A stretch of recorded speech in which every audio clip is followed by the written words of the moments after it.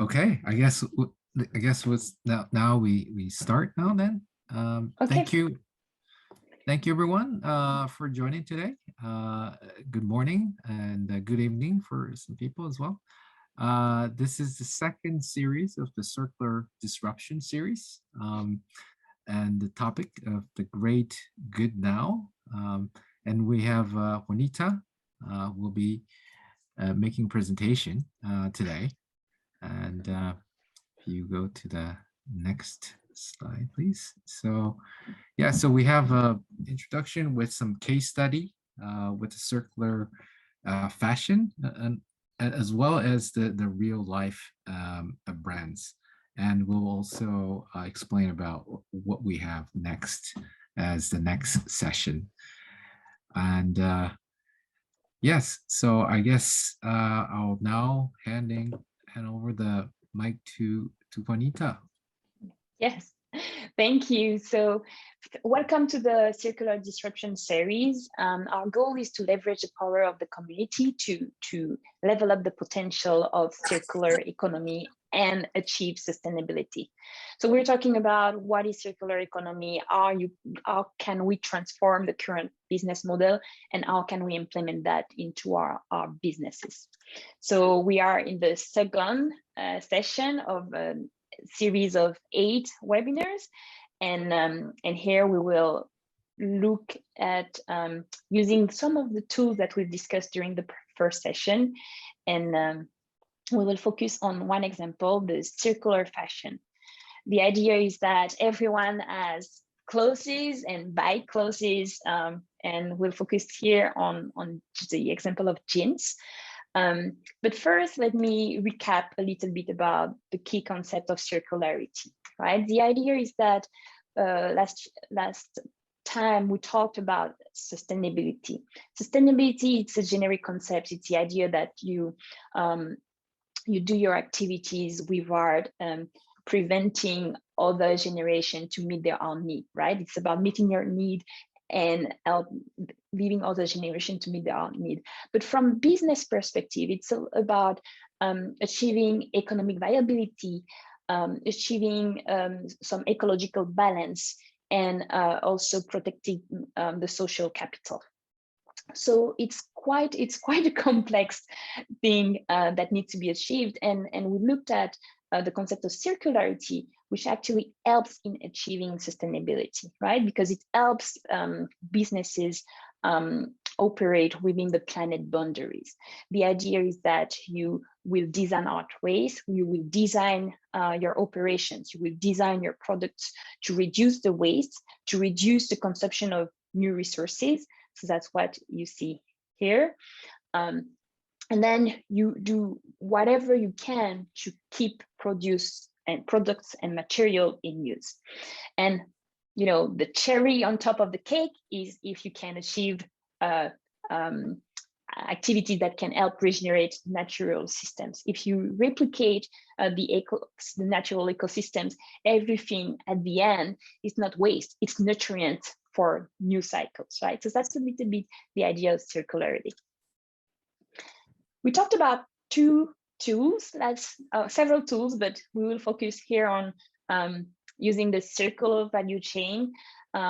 If you remember in business schools, we talk a lot about value chain. We talk a lot about the activities that help, achieve profits. You need to extract raw materials, you need to distribute, you need to sell, and then you don't really care about what happens next. When you look at the circular value chain, you have all of these traditional activities in blue, but then we have put in orange all of the new activities that make your value chain more circular. And it's about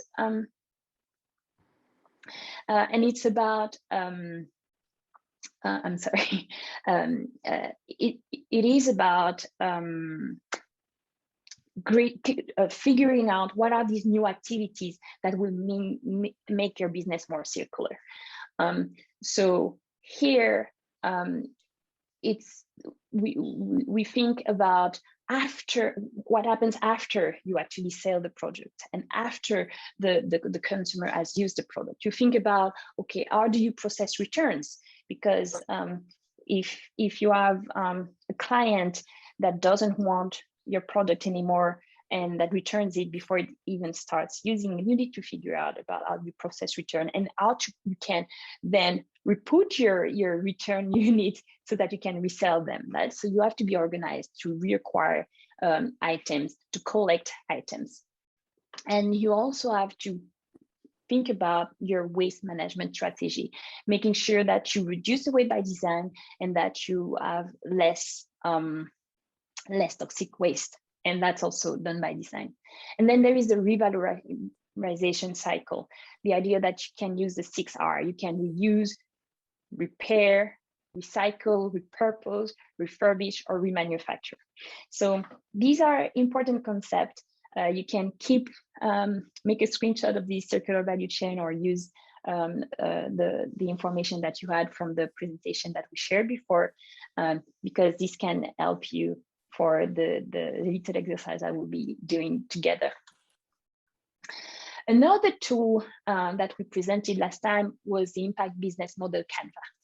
The idea is that when you look at your business model and when you try to refine your strategy, you always look at this tool, the impact business model. And here we're putting in green the traditional elements of the business model canvas, and in orange the new elements that are focused on the impact, right? And you need to figure out, okay, what are the capital assets that are impacting by your activities, and what is the virtuous circle, what is the logic that can generate positive systemic impact. So I'd like you to pause a moment and think about that. Please let me know if you have any questions so far, because now we will try to use these tools, use this concept to see how we can make the business of a jeans fashion brand more sustainable. Do you have any question?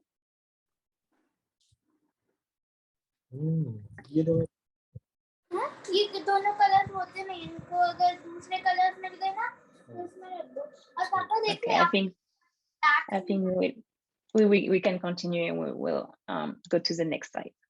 So first, I will share the link on the chat of the Jamboard. If you can, please tell me if you can access it. And then here, here is the question for the jeans fashion brand. The idea is we all have jeans, right? I'm sure you all have jeans in your closet. That's something we don't really think about, but how can you make the business of a jeans fashion brand more sustainable? So the idea is that with the Jamboard, we will first look at the linear model. We will think about what is the impact of that model. And then we will think about what are the activities to make the model more sustainable, more circular thinking. And you can use the circular value chain and what has been put in orange to see what can be added. And then we will reflect about, okay, what are these capital assets that are impacted and what is the effort that is actually needed for the transformation, right? So, so this is what we're going to do. So please let me know if you are in the Jamboard. If you are in the Jamboard, you can click here. It's in French here, that's bad. It's a post-it, and you say hello, and then we can see that you are here.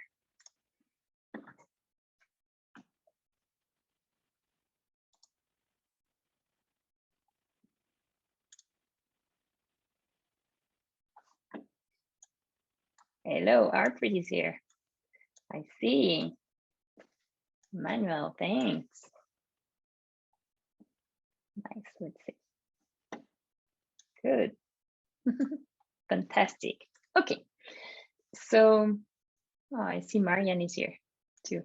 Thank you. So I think the idea right now is to think about, okay, what is the impact of all of these activities. Here, I've started putting the, the key activities of a take, mix, waste. Nice.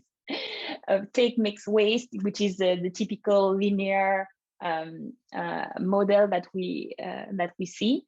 So my question for you is, what is the impact that you see in each of these activities? Think about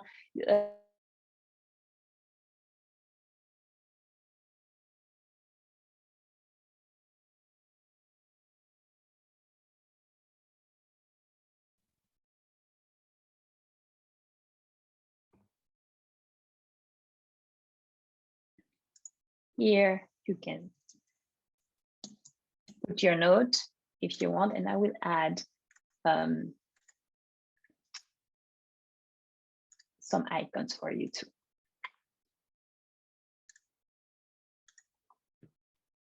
Put an icon here for water. So please show me where you think there is more water use that needs to be looked at.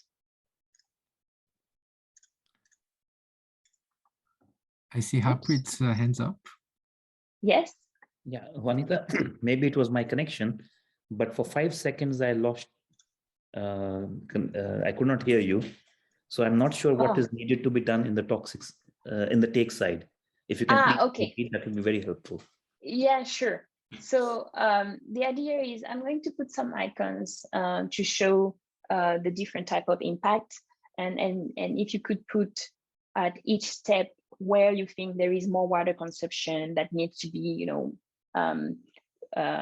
monitored, or where there is waste generation, where there is, big use of electricity, where you see that there can be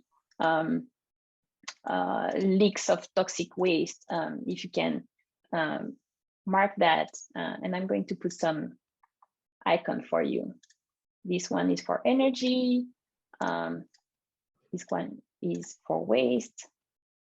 If you can put them where you think that there is generation, you can just take the icons and move them. You can copy paste as well.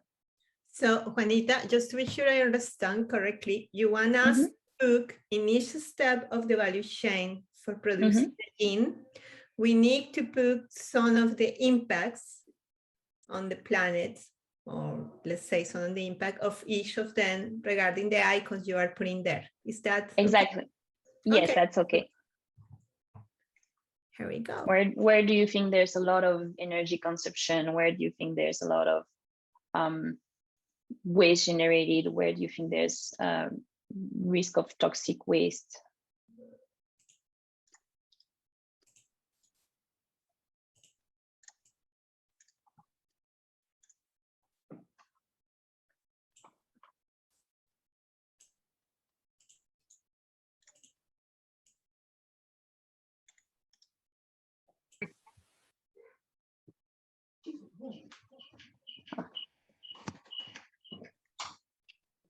Toxic waste is the same as gas emissions, or? No, toxic is if you have chemicals. Okay. We are missing gas. I think, oh yeah, the gas emission is sorry. I thought I had copied. Here it is. Cool. But not cool that we have gas emissions, but it's cool to have them. We are a small group, so whatever want to comment, you can open the micro and just comment. Yes.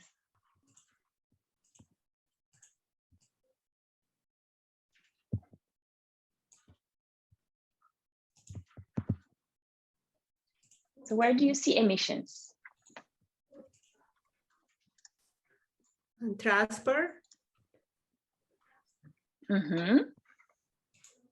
Almost everywhere on the chain. Transport.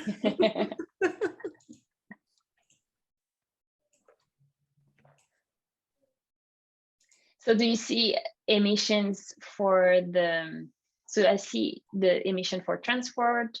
I see the emission for yes, at the moment. So if that's true. For transport, you have emission if you don't use electric vehicles. Probably for the production, it's probable that you have emissions. And for the weights, when you have garments that are decomposing themselves, they do actually issue some emissions. So it's important to see that all of these activities have waste. And the more, and if you have a linear value chain, and if your business is about doing always more, you will always continuously generate these negative activity. So thanks for this. So let's say, what can you do to reduce the waste of to reduce the waste of the products, the jeans in the end? Let's see. Let's dive into and I will go back into the circular value chain. What kind of things can you do? And we can add that to. So here, what are the things that you see that you can do for that you would like to add? And we can just write with the text, and then we can try and draw. Oh, what is this? This is toxic. Ah, okay. Okay. Toxic. I was thinking, I don't know how you say a calavera in English. I don't remember. Yeah. Okay, so if I understand well, you want the group to give some ideas of how we can increase circularity and reduce all this impact across each step of the value chain. Is that correct? Yes. Okay, so we can just open the micro, write down. Everyone got the Jamboard? I don't. How can I get it? The link is in the chat. Yes, let me send it to you. Can you resend? Yes, perfect. Thank you. Yes, appreciate it. So now you can express yourself, all the ideas. Jen, do you have it? Jen? Yeah, I just saw some chat link, so I'm on that now. Okay, good. Okay, thank you. And it's nice that you have a slide devoted to my name. No one knows how to pronounce mine, so. Thank you very much. No, to you for being so kind. Okay.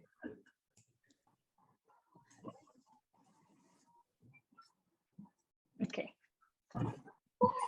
So what kind of activity? So let's select renewable material. Yes. So what can we do at each step? I guess I'll have to say, because I can't figure out how to make this happen. When you get to the toxic part on the right, I would say recover and recycle. So recover and recycle. Okay. So so I will write it for you. Okay. Recover the recycle. Toxic parts and then recycle. It's also neutralize the toxicity as well. Neutralize. Yeah. Toxicity. Okay. Yes. Thank you. So more. Yes. So I put it. So there are two ways to write. Yeah. You can either create a post-it here, and you choose a color, or you can take a text and just write recover parts. Right.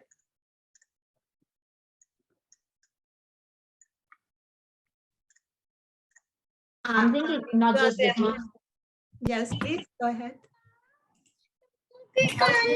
Not just the jean, but also like the whole value chain, right? So I was thinking on the retail space, just like solar energy, for example, to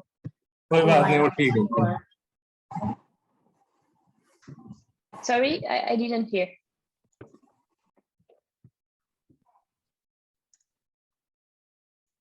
Would you mind repeating? Well, I was just using about sourcing different energy, like some type of renewable energy or better energy for the manufacturing and also the retail store, right? I mean, you can argue that's all around the value chain. Yes. Yes, that's true. So you can think about the type of energy that you are using. So sourcing your energy from more renewable source, that's one thing. Adopt business model that adds circularity. Okay. So I see jeans as a service. Who wants to talk more about this? Adopt jeans as a service. I think that came up in one of our. I think that came up in one of our courses. I can't say how it works, but it was something about the runway or the rack or something where instead of buying new clothes, this wasn't my item, but instead of buying new clothes, when people don't want the clothes anymore, they make them available for other people to buy them at a perhaps reduced cost. So it will so that they don't need to be cleaned and all that stuff. And they don't. Yes. Yeah, reuse. It's a reuse, isn't it? I think there are a couple of angles to this when you talk about jeans as a service. One is exactly what was being mentioned by Jean, that Okay. Jean Hoffman, It wasn't me. Okay, I got it. that is more about extending the use. But if you have Jean as a service model, the company is simply renting out the Jean to you, and then depending on, again, this is where business model innovation comes into picture. So stay tuned for it next week or next. But here you can have a possible model in which you can say we are going to supply you 3 pairs of Jean every quarter or every 6 months. And then you can swap it back. And when you give it back, you get 3 more as a subscription service. And then the company takes the back. And when it takes it back, it has multiple options. It can send it for recycling if it cannot extend the useful life, recover the materials and pull it back to its manufacturer. Or if that material can be repurposed somewhere else, maybe as a filling for quilts or whatever, that could be number 2, repurpose use. Or it could be, as Jean was mentioning, if you remember the rent the runway model, we can put it back into use again. So again, it's all about this business model innovation that will capture all this this whole cycle. Or at least that's what I had in my mind when I mentioned Jean as a service. I think we saw Amit hands up. Also, I saw the chat here. So first of all, I'm really sorry but for some reason my mic keeps on getting unmuted. I do not know why. My children are just back from a vacation. So right on the topic, I think I recently came across another study which is also about sustainability. Whenever we are trying to make an existing business sustainable, the present market players prefer more about modifying the existing operations. There's a less interest towards an entirely new technology, and there is a lesser interest towards, let's say, investment in a completely new business model. That's for the traditional run-of-the-mill businesses that take the peak, that take the base load of any market. Now, from that aspect, if I look at the business model, I would say the largest jeans manufacturers would rather like to know what they can do in the existing manufacturing process to make it sustainable. Now let's look at any textile for one. Textile is, let's say, jeans. Jeans comes from cotton. Cotton is an organic material. It is produced as a crop, then converted to a yarn, yarn converted to a fabric, and then fabric is taken. So the one aspect that could be causing carbon footprint would be the transport. Now, there's a very simple concept in my industry that we call a pit head. You put a manufacturing unit where the source of raw material is. That could be localization of the agriculture for cotton plant. That reduces your carbon footprint. That allows a manufacturer to put some social initiatives in society development, also what we generally call CSR, or maybe motivate the nearby society to do well. The other thing would be now in the manufacturing process, what else is it that causes carbon footprint or toxic wastage? I'm not a textile specialist, but I think it is more to do with the energy that is consumed in the manufacturing process and the dyeing process of the jeans when you put the color on it. Yes. If we want to change the habit of the consumer, it's a very long, tedious process. As a customer, I would still like to go out to the market, look for my size and buy a jeans and just be told that it is manufactured sustainably. So if I were to contribute something from my perspective, I would say it has to go down to the manufacturing process, step-by-step breakdown, and see what the process is causing harm to the climate. So yes, so there are several way to tackle it. So, and I think it's really great because you mentioned at least two of them. One is about rethinking the manufacturing process, seeing where you have excess waste, where you have this risk of toxic contamination, and by design, changing, figuring out what you can change, and there will need some adaptation and some investment. But that is one aspect of the element. The other thing is the consumer behaviors. You will need to have consumer if you want, for a more sustainable, more circular process. You will technically try to get more money with the same products. And what does that mean? That means that with this jean that you see here that was produced and used once, what you will try to do is, if it's durable enough, right? Because you design it to be more durable, then you will try to be able to capture it and to reacquire it so that you can resell it maybe. And so I think that's one of the things that we can probably add, right?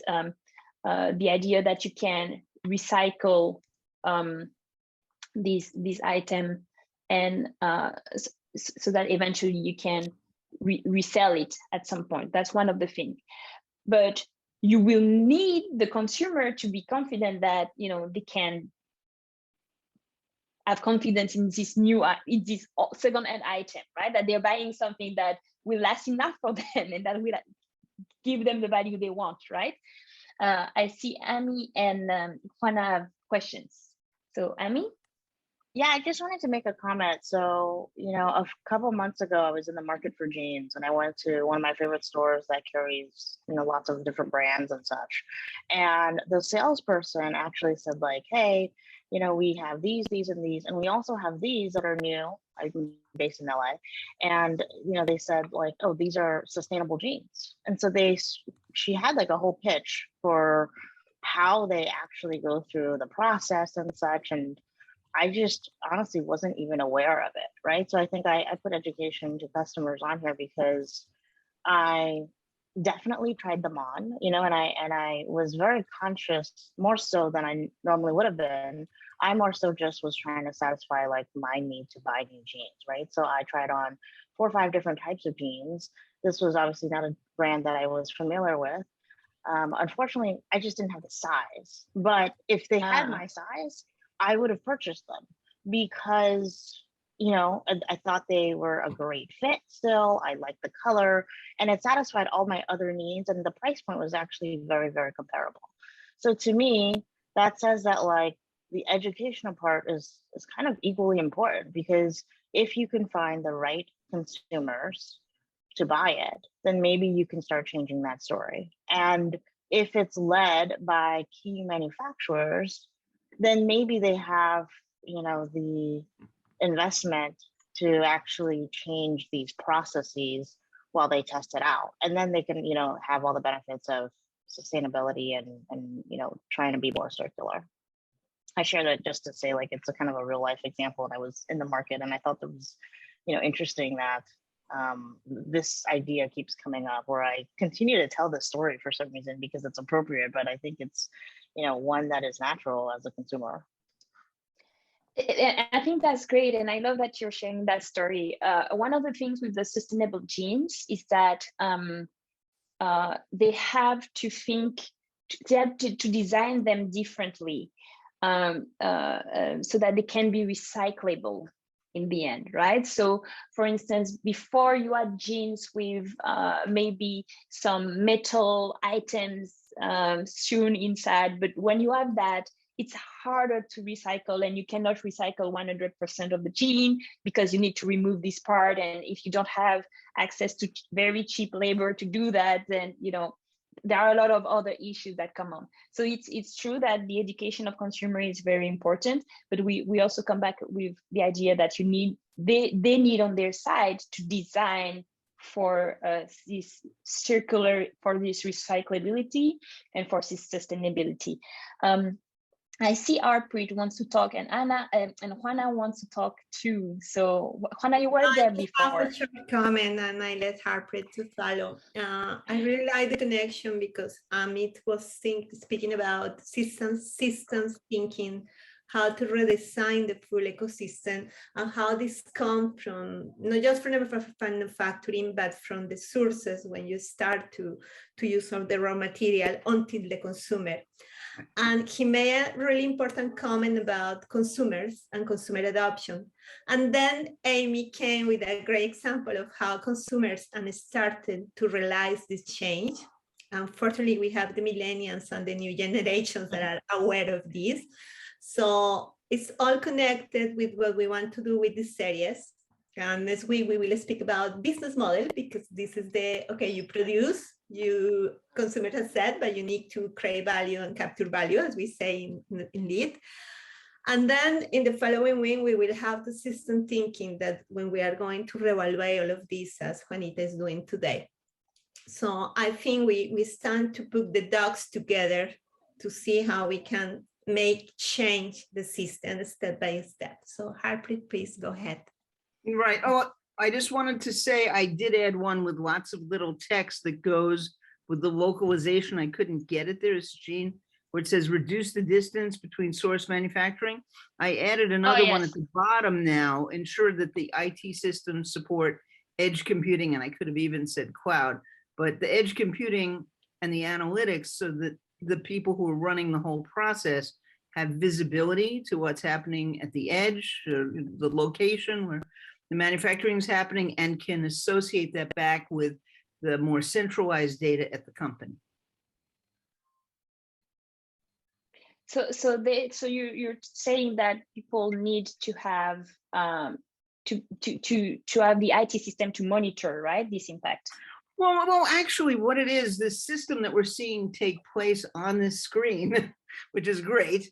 Each part of it needs to be instrumented in a way to provide localized information all through the process, every piece of it, and so that it would allow someone even at headquarters to take a view to, you know, we need more supplies in this location in Chicago or Mexico or wherever it is, gives them the information. It may go without saying because IT is always behind what we do, but it's not at the central data center, it's at the edge location, edge computing being having servers or, you know, software or storage, where the local manufacturing takes place at the edge of the system, at the edge of our network, and then having the ability to to look at that data and to analyze it to make it more efficient over time.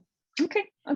So Thanks. actually, that whole thing goes with it's not a separate thing. It actually has to underlie each step in this chain. Thank you. Just to add. Thank you. So Okay, I'll come after Harpreet and Ankur. Yeah, I think Ankur want to make a comment. So Ankur, Yes. and then Amit, and then Harpreet. Sorry. I'm sorry, Harpreet, I did interrupt you. Sorry. Sure. Sorry, I joined in late due to conflict, but I think the two comments that I wanted to make was one, we have a growing trend of fashion circularity, and there are organizations like, I'm sure you all must have heard about it, Rent the Runway, right? There are companies which are created on the ethos of circularity, right? How do we make fashion circular? How do we make people rent their closets for clothes that they're not using, right? So the whole idea of reducing the manufacturing itself, whether it's jeans or any other product, how do we kind of curb that, right? So that people could, and if I go back to my closets, I have so many clothes that I probably haven't worn for like a couple of years, right? So it's an introspection. I think it's a good trigger point for us to rethink, okay, do I really need these clothes? Can I do something about it? It's not the question of getting money out of it. It's a matter of having people to choose, have a variety. So and Rent the Runway happens to be has grown pretty much in the last few years. They're growing by the leaps and bounds. So that's one of the things. There are companies evolving because of the dire need of being sustainable. And then I think the other point was related to circularity in terms of water usage. So when we make any garment, right, there is some numbers when I read it about, it's about 4,000 liters of water that is used to make one shirt, right? So again, drives the point of what can we do about reducing the whole idea of making less clothes. I don't know if the clothes can become any sustainable material. I haven't done any research on that, but I'll have to get some thoughts around it. If fabrics could be sustainable versus made some other fashion. But those were just my 2 cents. Thanks for your time. No, thanks for intervening. I see, Harpreet, do you still want to comment something or? Sure, if we have time, then I can bring in. So yeah, I think I was actually triggered by the comments of Amy and Ankur as we went along. And it is more food for thought, I think, for everybody over here. So when we say sustainability or sustainable gene, what actually do we mean by sustainable? Do we only think of climate? Do we think of living wages? What all do we think of? Do we think Tesla is a sustainable company because its board has zero governance, or kind of? So what is our definition of sustainability? So I think this is very, very key concept as well, that we are clear in terms of our sustainability definition. And I think the other point that Ankur mentions is very interesting in terms of most of the countries that are producing fabrics or clothings and cotton are the countries which have very low amount of water. So they are not exporting fabrics and clothes, they're actually exporting water. So I think that again links back to the concept of sustainability, definition of sustainability. Yeah, I think Juanita, Amit wanted to comment before Ankur. I'll just be very short and just follow up on what Harpreet said. A great point from Harpreet. As far as the textile and fabric industry is concerned, I lived in US and Europe, and I was pleasantly surprised. Whenever you buy a garment, you look under the label, it's made in Bangladesh, India. Yeah. So I think the circularity should be localized. Else there is a lot of emission added to it. Like what Jean said, the reuse must happen within the local community. it could be motivating the end user by, giving him some rewards to making that happen in his own social circle. Or it could be a local distribution collection and distribution center that could do that, where a user could go and, so ultimately the circularity, what we want to achieve is a full circle at the end of purchase by the user. To make that sustainable, it must happen in as smaller a distance as possible. Yeah. Yeah, So Anita, sorry, I have Gauda, who is giving a lot of great insights in the chat. Yes. I don't want the people to miss it. Do you want to comment or I share it with everyone? Hi, hello, hi everyone. Hi everyone. So I think it's a great session. I mean, the kind of topic that you have touched upon, considering sustainability as the focus. So this is a great topic, and I mean, it can be, we can make such kind of thing for various products, various brands. It will depend on, what kind of product and the kind of entire value chain for that product has been. If you look from the consumer standpoint, that's what I was trying to write is, consumer is looking at both the functionality as well as emotion. So from the function perspective, it's I mean, the comfort of clothes is what is the basic need, and when you want to make some fashion statement, then it's like your emotions are coming into play, right? So from a consumer standpoint, I think, I mean, they will not care much about whether it's coming from sustainable or blah blah blah, but they will be interested in how, what kind of product that will suit their needs, and it is make economic sense to their pocket.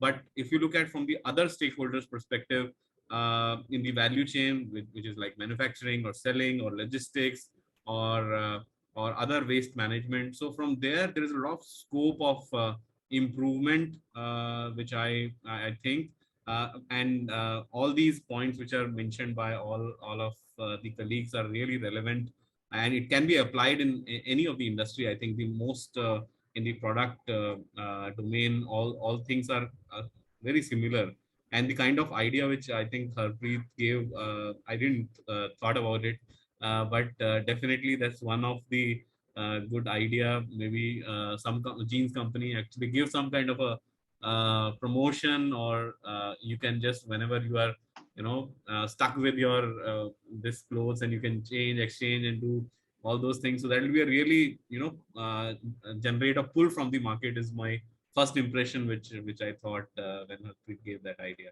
So I think it's a very good concept, and I think the way it is being presented, and it has a huge potential, because now considering carbon neutrality as a focus in future, and all countries admitting certain targets in COP 26, so that's the way, and how the entire industry, various industries and various sectors are going to come up with reducing the carbon footprint, would define the future direction of the organization. That these are some of my views for this topic. Thank you very much. Fantastic. Thank you so much for sharing what you were saying in the chat. Thank you so much. I think we just have 15 minutes left, so I wanted to move on just to show and have a little discussion on the real life brand examples. So I love the discussion that we had. You came up with a number of things that are very important. The need for redesign of the products and the manufacturing infrastructure, the need to be more local, the question of the data, to be able to monitor and bring back this local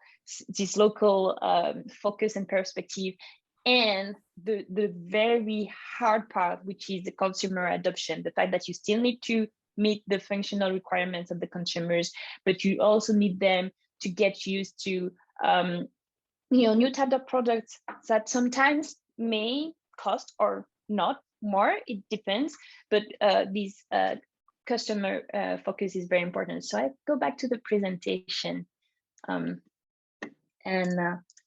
So we looked at the impact of the linear model. We looked a little bit at the how to move from something more more circular. So the impact of the linear model, we saw that. So I think it is important to look at, your model, what is the impact, right? So that you can start thinking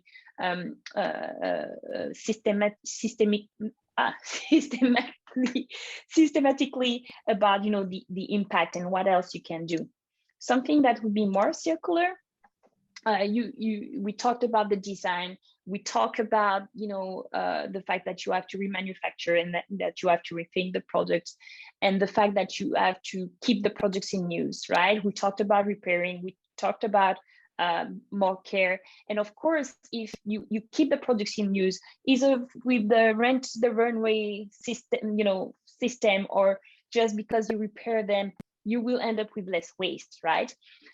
We also talked about the fact that companies may want to resell, to capture whatever is recycled, so that they can resell for reuse, or you can also collect, so that you can take the jeans and create yarn again, so that you can sell them again and put it back, or you can sell it to do something else, right? So this was an example and a brief summary of what can be done, but I think you added in that discussion a lot more nuance and more dimension that definitely need to be tackled. Real life brands. We've heard a lot about Patagonia. Patagonia is like the pioneer. People talk about all of the effort that they've done for sustainability, to look for circular business model, etc. But Patagonia is also known to be a very expensive brand, right? So here I just tried to show these circular model that we discussed before, to show what Levi's and H&M are doing. And this is just to show brands that are actually more affordable and more accessible. So it's just a way to say this race for sustainability and for circularity, it can be achieved without having to go to the luxury level. So I looked at Levi's because I was on the market for new jeans, just like Amy. And I just decided that I wanted to have second-hand jeans. And I realized that Levi's was at this new second-hand online store. And basically, I looked at that, I found the new jeans, and I think today I actually wear some of these second-hand jeans, but I realized that they were doing a lot of things. So, for instance, they have created since 2020, inside some of their flagship store, they have tailor shops, so that their clients can go and repair their garments. And if their garments are beyond recoverable, what they are doing is that they collect them for a recyclability program. What they're also doing, and I didn't mention the design part, but what they're also doing, they have trading programs so that they can incentivize their client into bringing back their old jeans that they don't want. And they say, okay, if you bring them back to me, you can get a $30 discount on your new jeans, right? So of course, it means that you will have new jeans, there's still more being created at some point, but there is also a system to take out of the landfill, right? So I think this is important too. What they are doing is that with some of the items, their Levi's item, they're doing the second-hand online store, so that's where I bought my jeans. But what I learned is that they are actually also collecting all of these garments that is either beyond repairing or from other brands, and they are basically shredding it into insulation material for housing. And that is, and that blew my mind, because basically it's an excellent example of dematerializing for repurposing. So some of it is used, to create more sustainable jeans from recycled materials, but some is just used for insulation material for a totally different use. And they are doing this repurpose activity with a partner called Cotton Loose Jeans Go Green. So I think it's important to have in mind that, thinking about these activities for a more circular business model, you can also think about the partnerships. It's also important. And then another brand that is also known to be cheap or cheaper is H&M, and they've got the goal to have 100% of their products designed for circularity. It doesn't mean that the business will be fully circular, but it means that their products will be ready to recirculate. And they have a lot of focus on this design for circularity. They have created a guide that is called the Circulator, that is available for any brand, any designer in the fashion industry. And it's basically giving them advice about, not advice, but a framework to design for circularity. It's about durability. It's about repairability. It's about recyclability. They focus about the material selection depending on the purpose, right? So if they create garments that are supposed to be used daily, they will select different material that will be more durable. If they are designing garments that are supposed to be just once a year, they will use different type of material. So that's interesting. They also have initiatives to keep products in use. They have a program called H&M Take Care that is there to help to incentivize new behaviors from the consumer. It tells them, look, it's easy, you can come and repair your garments. And they have also, with some of their brands, they have a brand called Arket, and they're in partnership with a company called Circles, and they're doing this rental business model, just like Rent the Runway. But what the H&M sustainability officer basically says is that they are currently trying a lot of business models in different markets at different scales, so that they can figure out, okay, what is it that they can actually scale up. And something that is very special with H&M is that they're incentivizing the in-store collection of old garments, whatever the brand is. So it's not just about getting H&M product, they get any product. So that's something that is very interesting. And they are also testing the resale with the Reflaunt and Selfie brands and partnerships. And they also are investing in what they call the loop recycling matching. So it's a technology that is using all of these garments that they've collected from any brand, and they're actually creating yarn that they can use for their operations. So I think these are two examples, and I think it shows how you use all of this concept of the circular value chain to actually create this repair. The dematerialize. It's about recycling. It's also about remanufacturing. We have the reuse for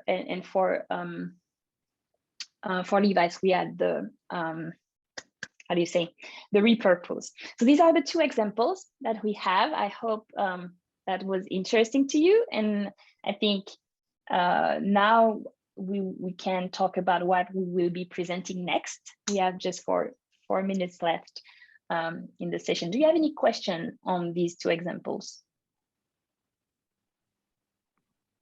I don't have a question. I have a quick comment, and it's something that triggered my mind with all the discussion is at some point, how many jeans do we actually need, right? So it goes back to consumer education, including myself that just went by about some jeans last week. But it goes back to, I like this model, right? Because it actually, it is a circular model. It keeps everybody employed, right? It keeps the economy going. But the reality is that at some point as a people, right, we have to start thinking, do the designers start designing jeans that are good for all seasons? Because they make us buy stuff, right? There's a lot of the consumer behavior because now the bell buttons are back. Oh no, well, they're not, no, it's straight jeans, right? And they dictate what we actually gonna wear and we go buy it, right? So where do we insert that mindset of like, where do we come then? In what part of the value chain we come and say, hold on, there's space for us to make money, even if we don't tell people now these type of jeans are back, so you have to run and buy them again, even though you bought them in the 90s. I had them, I was like, oh my gosh, I donated those jeans 10 years ago and they could have fit me today, right? You see what I'm saying? At some point we have to educate people. I don't know where to start. It could be designers. Hold on, right? We're harming here the world, our environment, our planet. Let's take a break. Let's start working towards something that's good for all seasons, and we can all win here. Just a thought. Yeah, no, you're absolutely right. I think it's a push and pull, right? It's that's business. It's push and pull. At some point, consumers, we have to say we don't need that much, and then maybe business will stop producing too much if they see that they are not selling it, right? But it's a hard balance. As long as the whole system will be focused on the stock exchange and and stock exchange is all based on profit projections of higher and higher cash flow over time. It's about more and more and more. So we would need at some point to change the paradigms, and I think when there will be the concept of impact weighting accounts that will evaluate and include and quantify the actual impact on environment and social capital, it will be important. It will change the paradigm, but we're not there yet. No, yes, just a thought. Thank you. Yeah, I mean, oh, sorry, Amy had a hand. I'm sorry. Yeah. I was just going to say, I think it's really interesting what Levi's did with, creating it and making it insulation products. I just wouldn't even know like how you would come to that solution of, okay, let's dematerialize and use it for this completely different purpose. That piece, I think, also could use some education, because I think that's like creative and super interesting. If we could lean towards that, I think that would encourage more people on the business side to open up their ideas and think about circularity. Because I mean, if you could repurpose for completely different model, I think that's just cool and part of being in the community. Yeah, that's cool. I'm keeping my this repurpose, and okay, I still have my yogurt pot that is used to all my pens, so I'm all for repurposing. So what's coming up next? Thank you so much for this session. Sasha, do you want to come? Yes, well, thank you everyone. I think we have many great comments which we can fully share, but I think with the interest of time, as a next session on the 30th of June, we'll have Harpreet to share about the circular business model. So please, everyone interested, please join, and let's continue to have a discussion. Any questions, comments, more than welcome to share in the workplace as well. So thank you everyone for this great time, and we'll see you next session then. See you. Bye-bye. Thank you. Thank you. Thank you. Bye-bye. Bye. Thank you.